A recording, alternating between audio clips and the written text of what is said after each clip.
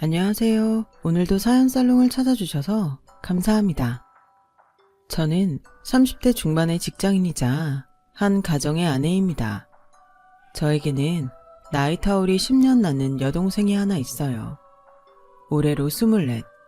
얼굴도 참 예쁘고 성격도 둥글둥글하니 마음 씀씀이도 무척 고와요. 수능 성적이 전국 상위 2%에 들었을 정도로 공부까지 잘하는 엄친아랍니다. 부모님으로부터 좋은 유전자란 유전자는 다 물려받은 덕분이죠. 저는 동생을 너무 사랑하는 동생 바보예요. 부모님께서 일찍 돌아가셨던 탓에 두 자매가 서로 의지하며 자랐고 언니인 저는 동생을 거의 딸처럼 키웠기 때문입니다. 뭐 굳이 그런 이유 아니어도 어딜 가든 사랑받을 동생이기는 하지만요. 지금으로부터 몇 년 전 동생이 딱 20살 대학교 1학년 1학기 수업을 듣고 있던 시절이었죠. 당시 저는 사내 연애로 만난 남자친구와 결혼 준비를 하고 있었어요. 동생도 성인이 되었고 대학교까지 들어갔겠다. 이제 새 가정을 꾸려도 되겠다는 생각에서였어요. 결혼식 전날 동생은 저를 부둥켜 안고 펑펑 울더군요. 딸 자식 멀리 시집 보내는 친정 부모의 눈물처럼요. 언니한테 시집살이 같은 거 막 시키고 그러면 어떡하지? 이상한 사람들이면 어떡해? 걱정은? 나 언니야. 너 키워낸 네 언니. 시집살이?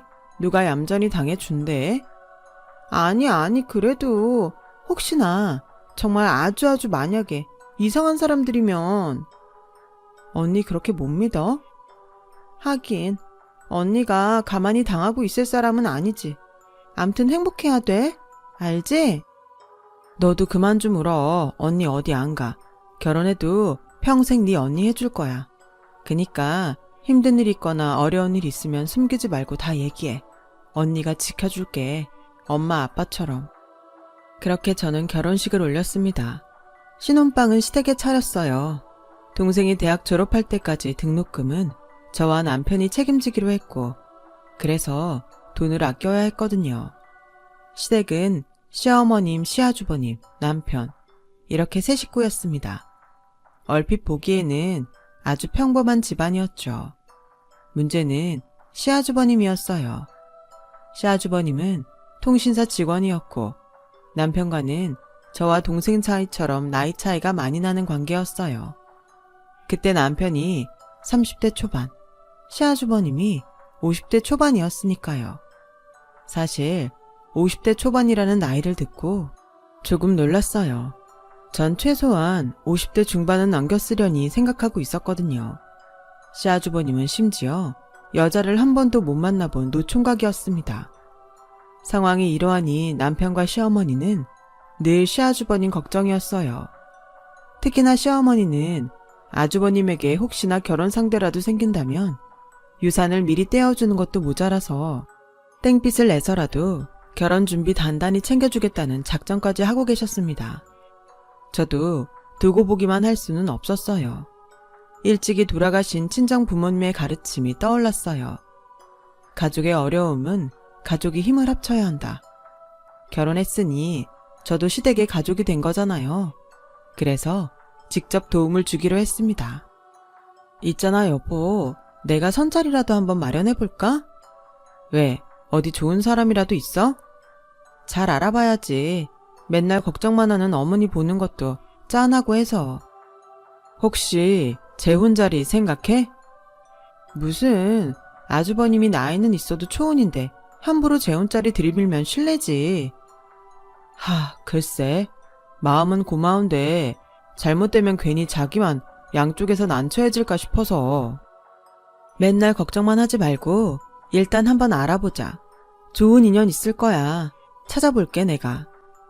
마음을 맞춘 저와 남편은 그날로 시아주버님에게 좋은 인연이 되어줄 분을 찾아 나섰죠.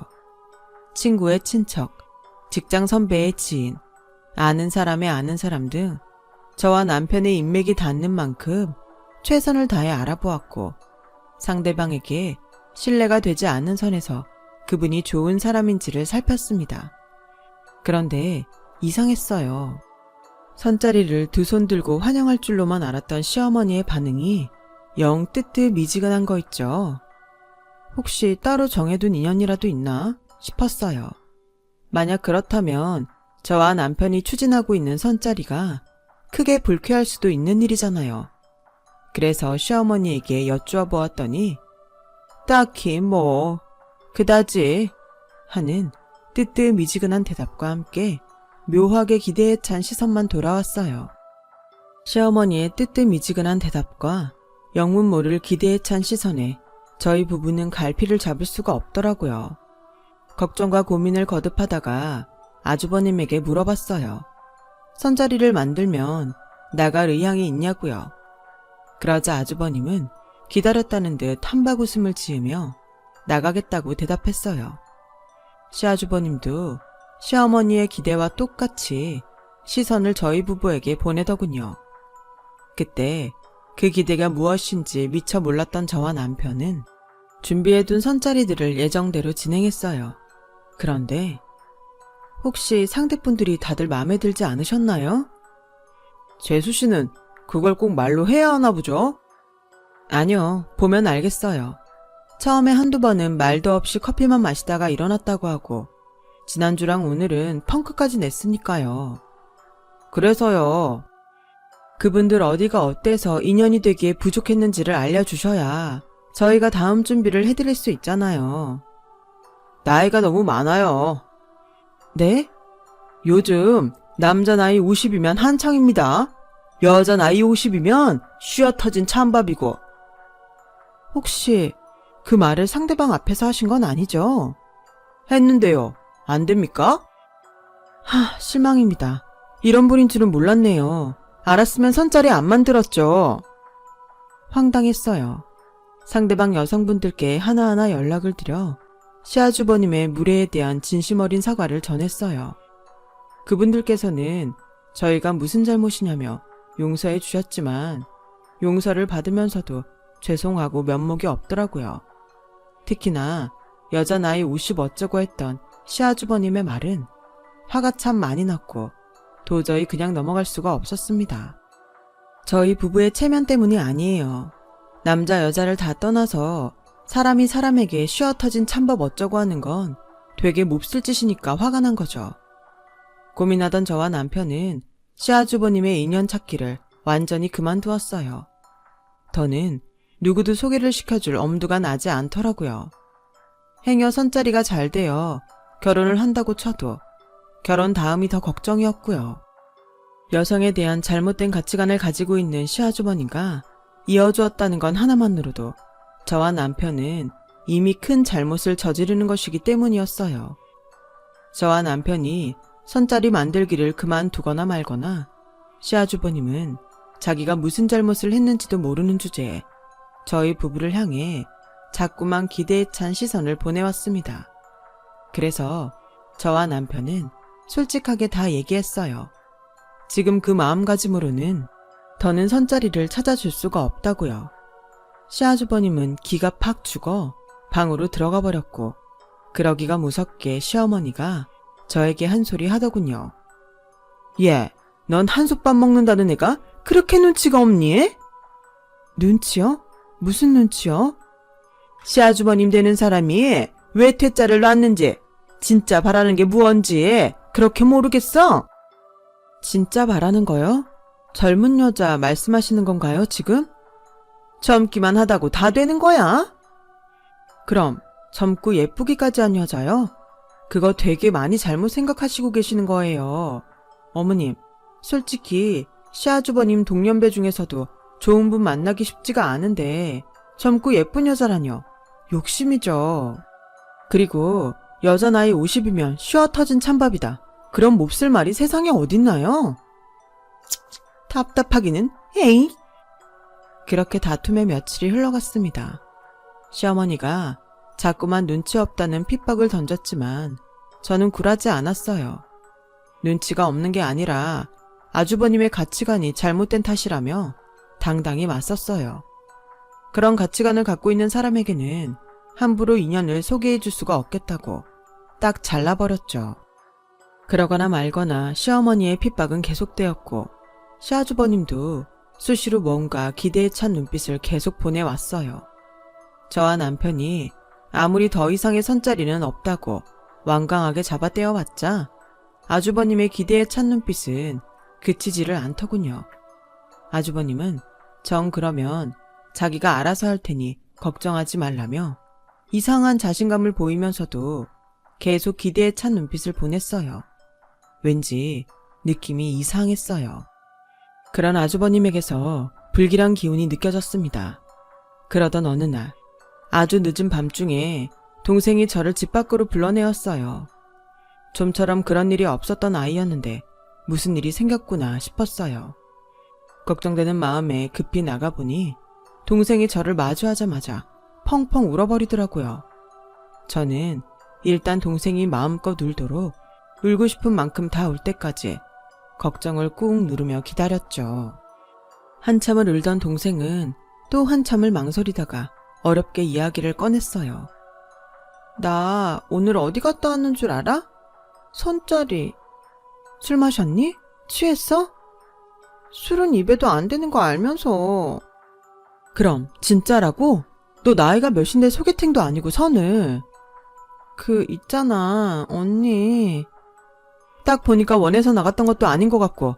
누구니? 어떤 미친놈이 보냈어? 너네 교수? 넌 또 그걸 나가란다고 나가니? 그럼 나보고 어쩌라고. 언니네 시어머니가 자꾸 나가라고 좋은 사람이라고 들볶는데. 순간 제 머릿속에 불길한 무언가가 떠올랐습니다. 제발 아니기를 바랐어요. 설마 했죠. 선자리에 언니네 시아주버님이 나왔더라. 짜증나.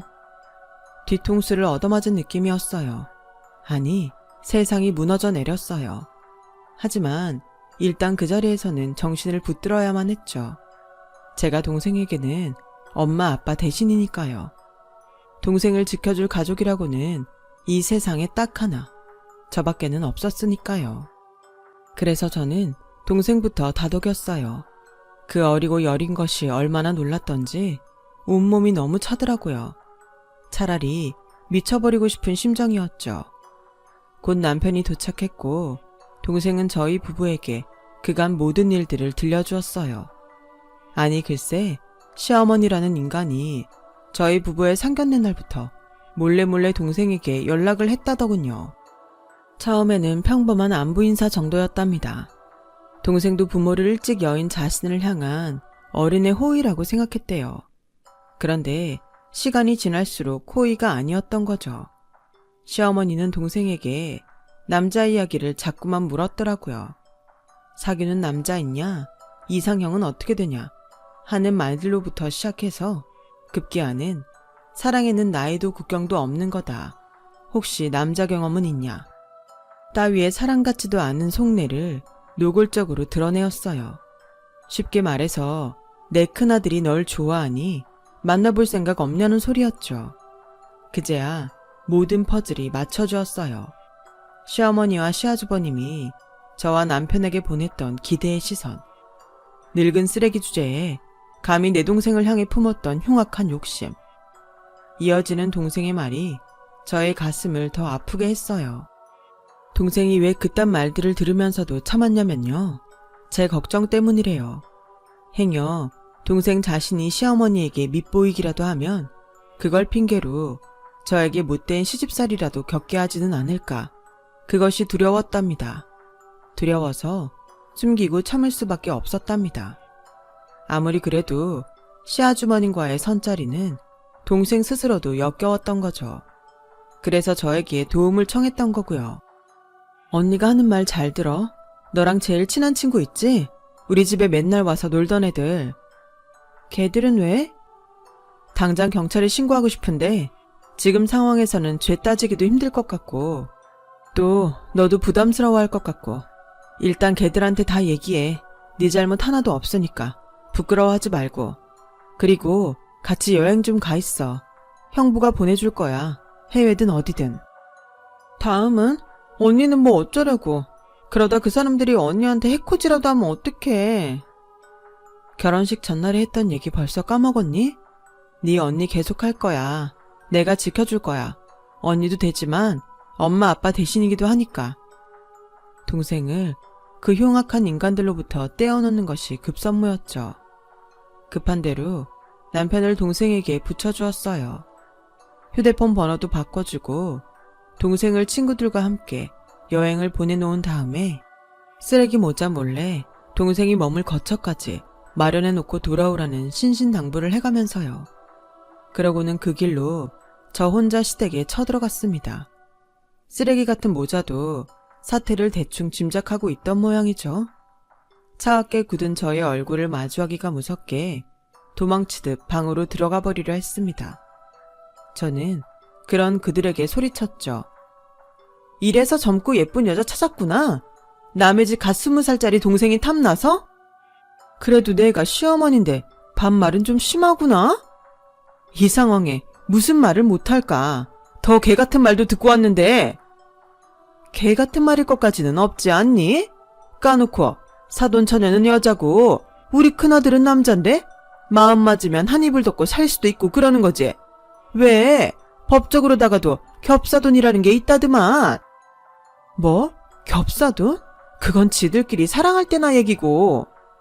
기왕 이렇게 된 거 너도 받아들여라. 손주 계획은 대학 졸업할 때까지 미루라고 당부할 테니. 닥쳐 좀. 나이 50짜리 쉬어 터진 찬밥 찌끄레기를 어디다 들이대? 꼴에 썩은 냄새 풀풀 풍기는 주제도 모르고 감히 누구한테? 나도 결정하기 쉽지 않았다. 그런데 어쩌겠니? 이게 다 부모 마음인 것을.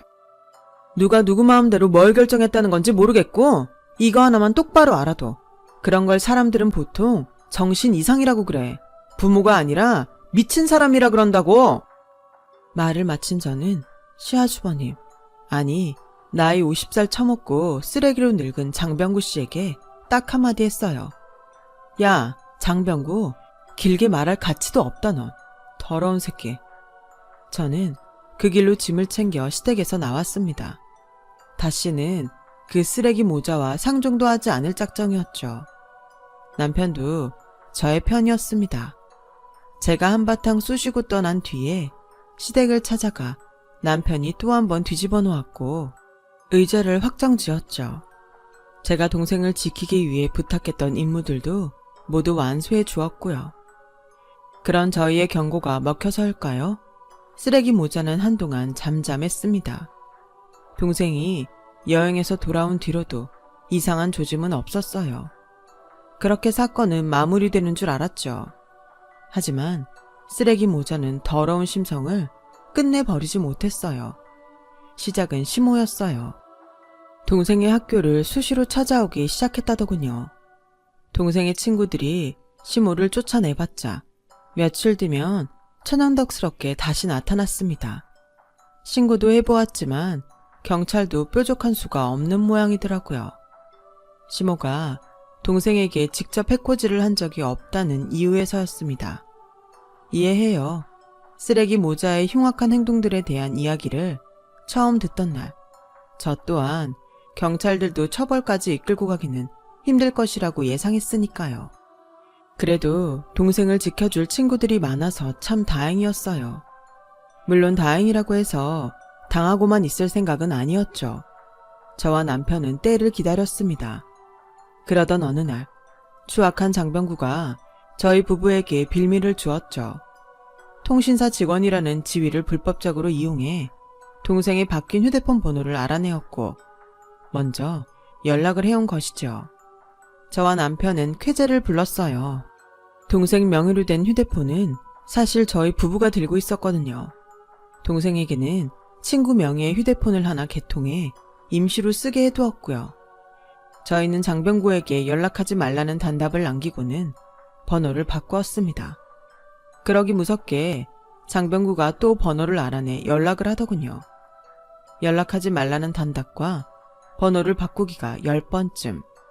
마침내 모든 준비가 끝났어요. 며칠 뒤 장병구는 세련되고 젊어 보이는 차림이라고 생각했는지 80년대 촌스러운 청청 패션을 쫙 빼입고 신이 나서 집을 나섰더군요. 저희 동생으로부터 만나서 얘기하자는 문자를 받았기 때문이었죠. 그날의 약속을 데이트쯤으로 착각했던 모양입니다. 아주 잘된 일이었죠. 그 문자는 저희 부부가 보낸 것이었으니까요.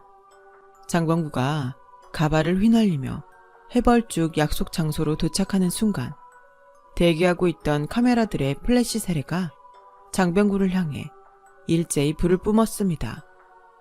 장병구는 겁에 질려 포토라인에 선 범죄자 마냥 쪼그라들었고 그런 장병구를 향한 기자들의 비난과 조롱이 쏟아졌어요. 사돈처녀에게 치근덕거린 것이 사실입니까? 오해하지 마세요. 사랑입니다, 사랑. 사진 찍기 얼굴 좀 가리지 마시고 본인의 행동이 쪽팔린 줄은 아시나요? 거참, 사랑한다니까요, 순수하게. 당사자가 아니라던데요. 더러워 죽겠다던데요. 장병구 씨가 한 행동이 범죄라는 거 인정합니까?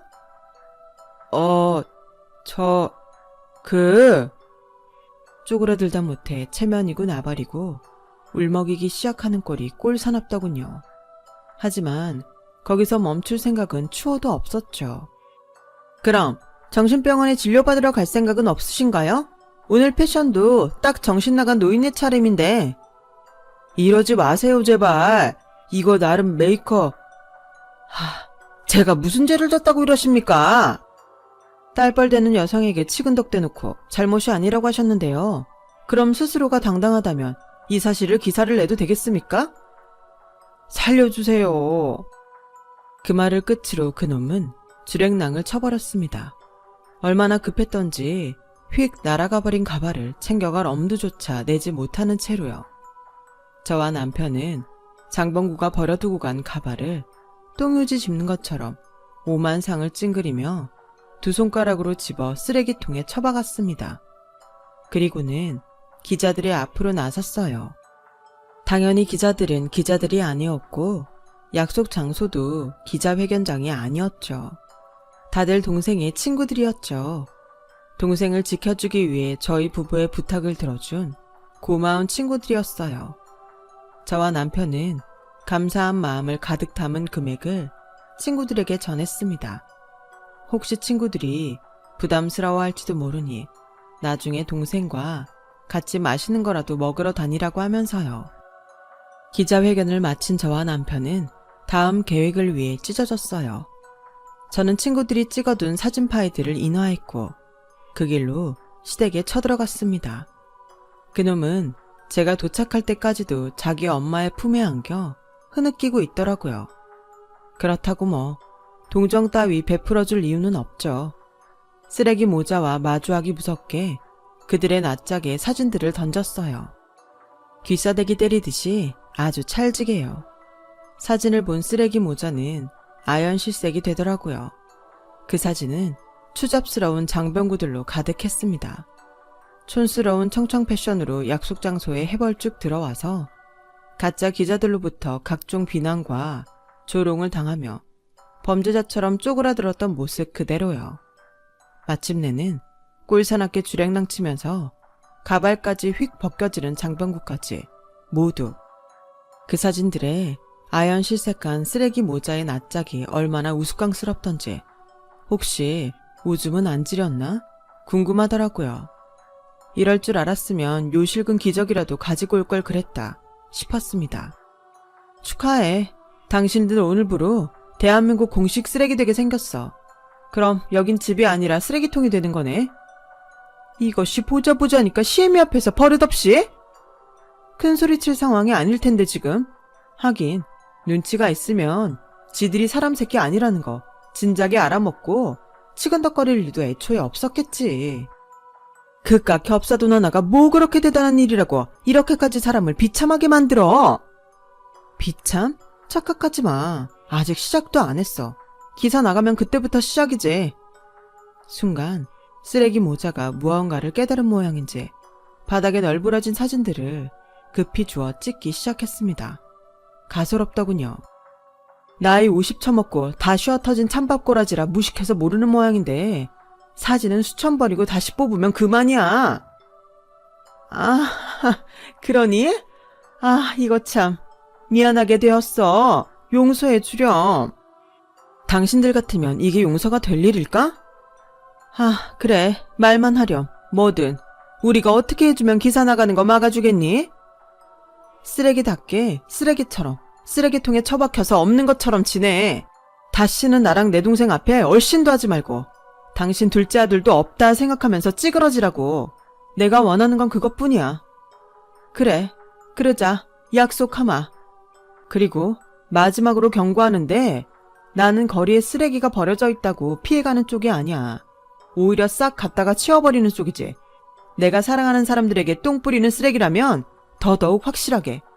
혹시 몰라서 참고하시라고. 마침 자신의 임무를 마친 남편이 도착했습니다. 남편은 가지고 온 종이 한 장을 장병구의 가슴팍에 거친 손으로 안겨주었습니다. 그 종이를 본 쓰레기 모자는 사색이 되었어요. 남편은 저의 동생과 함께 곧장 경찰서로 이동해 아주버님을 고소했죠. 통신사 직원의 지위를 이용해 동생의 개인적인 정보인 전화번호를 불법으로 알아낸 혐의였죠. 그래요. 남편이 가져온 그 종이는 저희 동생이 아주버님을 개인정보보호법 위반으로 고소했다는 고소 접수증이었습니다. 망연자실한 쓰레기 모자는 한숨만 퍽퍽 내쉬었고 모든 작전을 성공한 저와 남편은 쓰레기통을 유유히 빠져나왔습니다. 장병구 씨는 개인정보보호법 위반으로 벌금형 처분을 받았어요. 그 사실이 직장에 알려진 탓에 해고 처리되어 지금은 백수신세가 되었답니다. 그러는 한편으로 혹시나 저와 남편이 마음이 변해 그날의 사진과 기사들을 온 세상에 공개하지는 않을까 하는 걱정에 시달리면서 지내고 있어요. 평생 안 알려줄 겁니다. 죽을 때까지 노심초사하면서 살라죠. 사랑하는 내 동생에게 불안한 시간들을 안겨준 것에 대한 벌입니다. 누구든 원치 않는 지나친 관심은 그 사람에게 괴로운 시간이고 또 범죄라는 것도 알았으면 좋겠네요. 저는 30대 중반, 동생은 20대 중반이 되었어요. 동생은 몹쓸 사건들을 겪었으면서도 대학을 조기 졸업했고 저희 부부와 잠시 함께 지내는 중입니다. 그리고 저는 이제야 한시름 덜었어요. 언니인 저의 사랑보다 더 깊은 사랑을 아낌없이 줄 남자가 동생에게 생겼거든요. 좋지 않은 일을 겪은 동생이 더 행복하게 살았으면 하고 진심으로 바라봅니다. 저의 긴 사연 들어주셔서 고맙습니다. 들어주신 분들 항상 꽃길만 걸으시길 바랍니다. 여러분, 사연 댓글에 응원과 현명한 조언 부탁드려요. 좋아요와 구독은 저에게 큰 힘이 됩니다. 오늘도 좋은 일 가득하세요.